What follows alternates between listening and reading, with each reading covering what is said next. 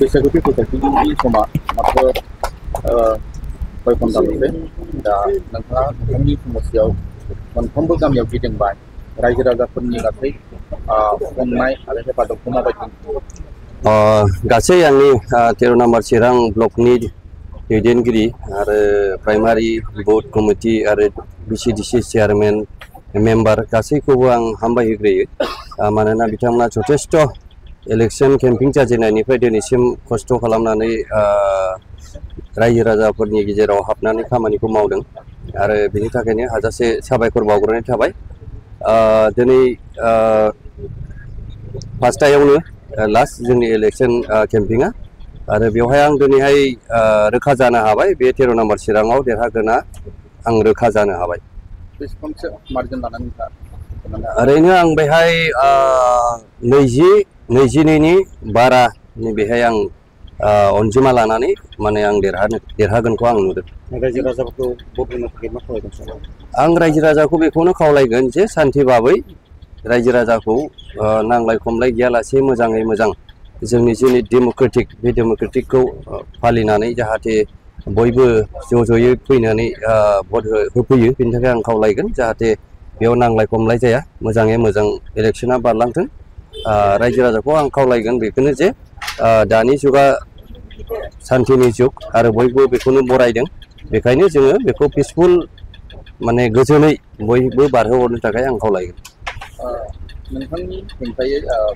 BPF BJP दङ सोर factor जागोन बे मोननैनि गेजेरावबो आं जेबो फेक्टर नुवाखै बिपिएफनि गेजेराव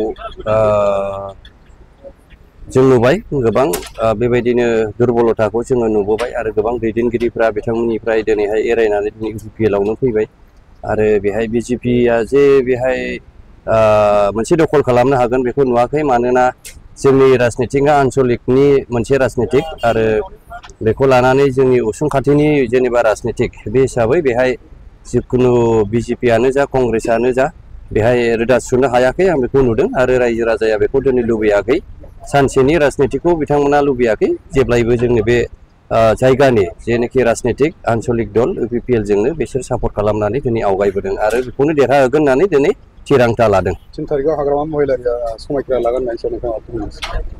बिथाङा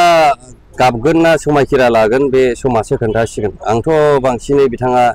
न' सिङाव दर फांथेनानै हारसिंसो थागोन नामा बेखौसो नुगासिनो दङ समायखिरा लागोनखौ आं बेबायदि नुहुराखै खारन ग्राउन्ड रियेलिटिया बेखौ खोन्थायाखै जे बिथाङा दे समायखिरा लागोन आरो चिफ जागोन बेखौ जों सिमांबो नुवाखै खारन 5 बोसोराव अपोजिसन जानानै खेबसेबो बियो एसेम्ब्लियाव गाफैयाखै मानोना बे डेम'क्रेटिकेलि बियो जेबो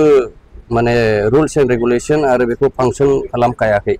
थ' बे हिसाबै जे आं चिफ जाबाल'सो बे समायखिरा 3 तारिखआव लागोन होननाया बेयो खुनु दिनैनि रायजो राजाया बेखौहाय दाबि दावा खालामनायखौ लुबैया दा रायजो राजासो फसंगोन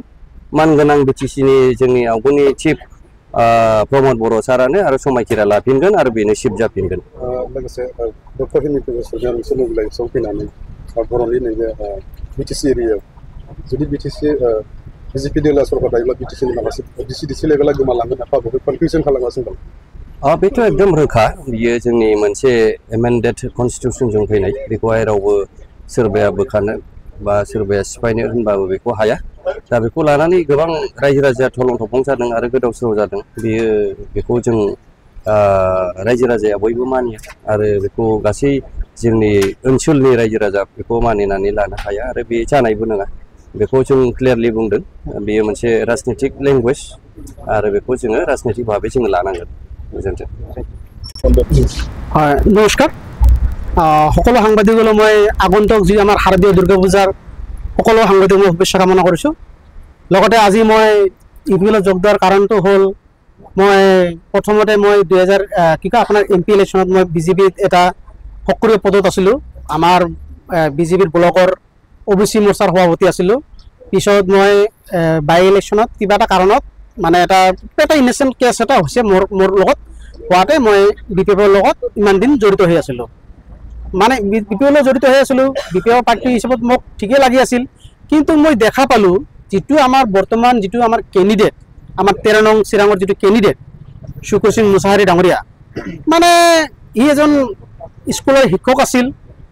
আমি জানা হিচাপত কিন্তু মানুহজন ইমান মিছলীয়া সি মানুহ মাতি কেনে মানুহ সময় নিদিয়ে বা মানুহ ভেলু নিদিয়ে এনেকা মানুহ যদি আমাক এতিয়াই যদি এনেকে এভৰ্ড কৰে পিছত জিকাৰ পিছত বা EM হোৱাৰ পিছত আমাক কেনেকৈ ব্যৱহাৰ কৰিব এইকাৰণে মই চিন্তাধাৰা কৰি আৰু ইপিপিএলৰ যিটো আমাৰ যিটো প্ৰচেষ্টা বা কিবা যিটো কৰিছে আমাৰ আগন্তুক যিটো মানে মাটিৰ বিষয়ে হওক কিবা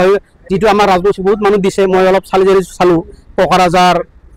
আপোনাৰ সুবাইজাৰ কদমতলী এইবিলাক অলপ শুনাৰ পিছত মই ভাবিলোঁ যে নহয় আমি বিয়া ৰাস্তাত গৈ থাকিলে নহ'ব বা আমি যিহেতু আমি এটা গাঁৱৰ এটা আমাৰ গাঁৱত সকলোৱে মানে বা চবেই আমি একেলগত হৈ থাকোঁ মানে মই ভুল পথত মই মানুহ লৈ যাব নোখোজোঁ মই মানে বহুত চিন্তাধাৰা কৰি কেনে ভাবিলোঁ যে নহয় আমি ইপিএলত থকাটোৱেই আমাৰ দৰকাৰ যিহেতু আমি এটা আমাৰ খাচমাটিত থাকোঁ আৰু আমি জানো এই খাচমাটিটো যদি দিয়ে আমাৰ ইপিএল চৰকাৰে যিটো প্ৰস্তুতি দিছে বা আগতে বহুতো দিছে মানে এইটো কামনা কৰা এইটোৰ কাৰণে মই আজি ইপিএলৰ দলত যোগদান দিলোঁ